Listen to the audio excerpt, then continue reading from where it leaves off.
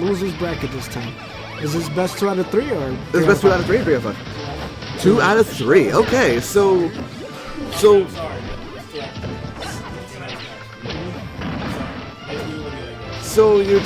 basically, from what I understand here, you can tell Wraith really wants to get his revenge on Hippo Knight, because we have seen him get rupees on him countless times, like we're not about to. Well, he got it on the first game. It looks like he's really trying here. All the anger, all the anger and the rage. Go on, let's see it. Is it here? That's it. Called it. That's it. Called it.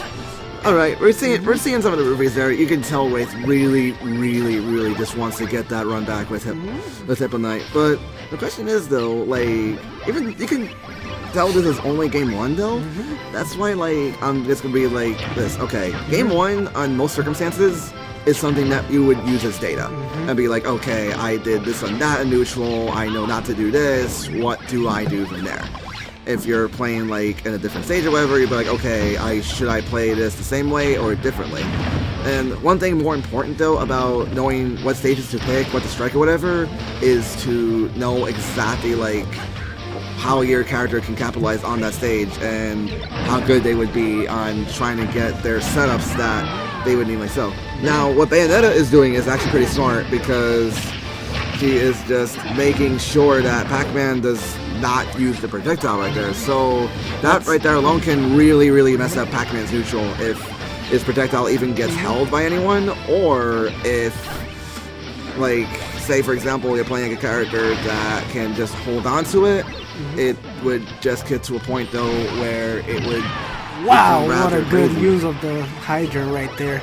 Yeah, like that was a lovely setup there from Hippo Knight. So right now,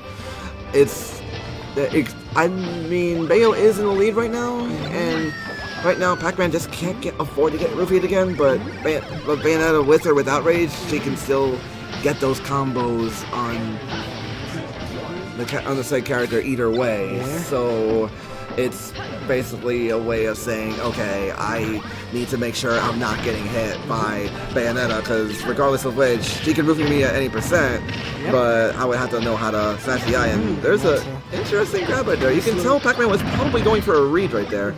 Now, that grab or whatever is definitely considered to be by far the absolute worst in the game, because you can't tether it, it has no follow-ups whatsoever, and Pac-Man just doesn't have a grab game. But if you want to use a grab that can kill though, just go for back throw.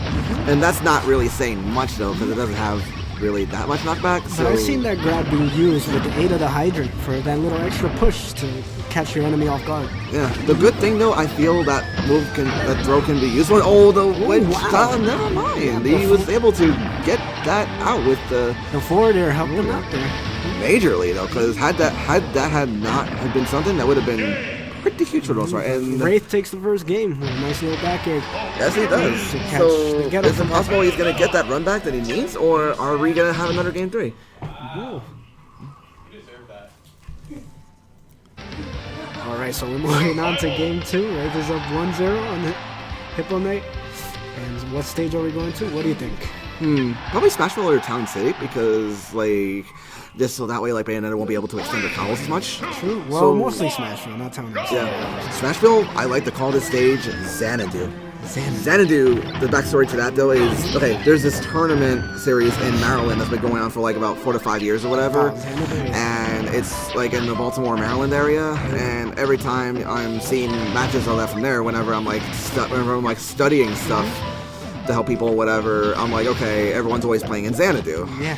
And everyone in Xanadu is always playing in Smashville because it's the most neutral stage in the entire game, because, well, you can either do this or that, you can do just about whatever in particular, because there's a platform that's moving around, it's not that much like ceiling, there's not that much like anything onto the sides, so that's why I feel this one's a bit more neutral friendly than FD, because like Smashville is more like give or take. FD, certain characters can definitely optimize their moves a much more efficient level though, which like there's certain characters that you can tell have that though, but it's like not many people would know that though. But it's like when you watch how they play in one stage versus another, you can tell right away. And interesting, that was in the stage spike right there. That fire hydrant there right there, that was pretty spicy. That was some good pumpkin spice right there. Yes, well placed fire hydrant by Hippo Knight to end the stock of Bayonetta.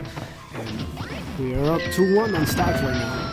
And as per se in this matchup though, this can definitely be considered even in a way because Bayonetta can always come back with trying to get that with getting roofie slaps like so.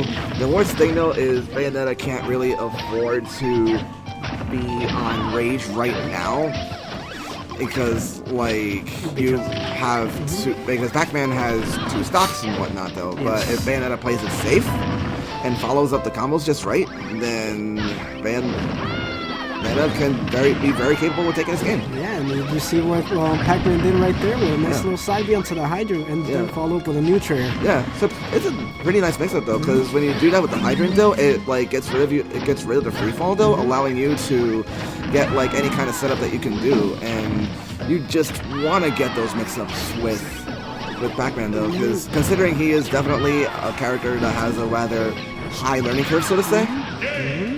And impressive right there. Follow up the bell to the forward smash. Yeah. Did I not say we would get a game 3? Yeah, it's definitely game 3 right now. I told you we would get a game. We would get a game 3 though. So you could tell Wraith really wants to win this. Hippo Knight. Like a pretty heated matchup right now. It's getting a little intense. Yeah, it's game 3. Yeah, we're getting that WrestleMania effect and everything. Exactly. Did you watch WrestleMania yesterday? I did catch WrestleMania, and gosh, that main event just we left everybody bummed out. Yeah. Undertaker, I heard like retired or something. Is that even true? Yeah, it was Undertaker's last match. Wow. Like he was like one of my like favorite wrestlers too and everything though, and even and I heard like the Hardy Boys, I think one of the best tag teams out there. Yeah. Did so much work. It's like Menke Leo and Javi, but in like WrestleMania. Exactly. They almost never lose. Like they just do so much work though on their opponents. Like you look at that though, that teaches you doubles.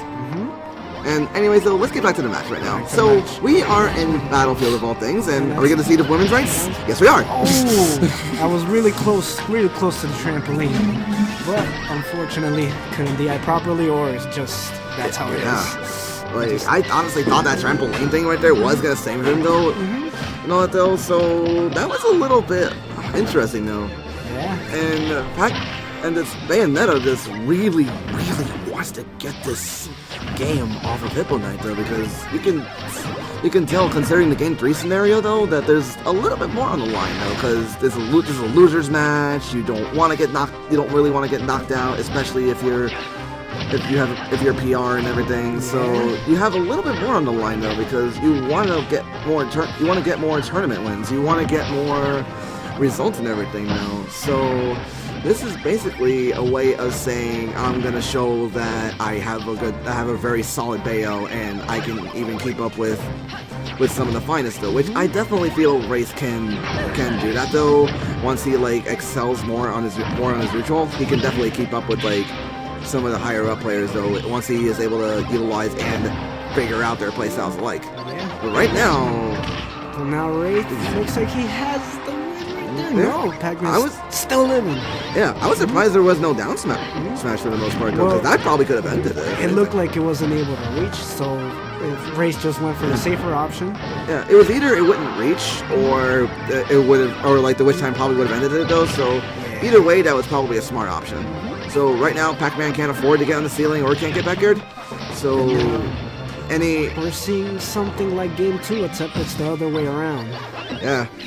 So the worst thing though that can happen with Pac-Man though is Pac-Man just can't be on the side stages. Pac-Man has to like be at the center though to maintain some kind of stage control. So right now the worst thing that can happen to Pac-Man right now is get hit with a down B. Actually anything now can. Yeah, and we have seen a little bit of witch time go on though, so it's possible that it probably staled up though. Oh, right now though, a back air will probably do it, or just anything that can reflect whatever Pac-Man can do will just end it. So Pac-Man has to play it safe, like what we just seen there. So good key here. So could we get a miracle here? Who knows? Like Pac-Man just can't get back aired, and he just has to play it so safe right now. This is intense. A back air will that kill, and yes, it Back air killed. will kill. Wraith was able to get his revenge on Hippo Knight in what honestly felt like could have probably been a Game 3 miracle.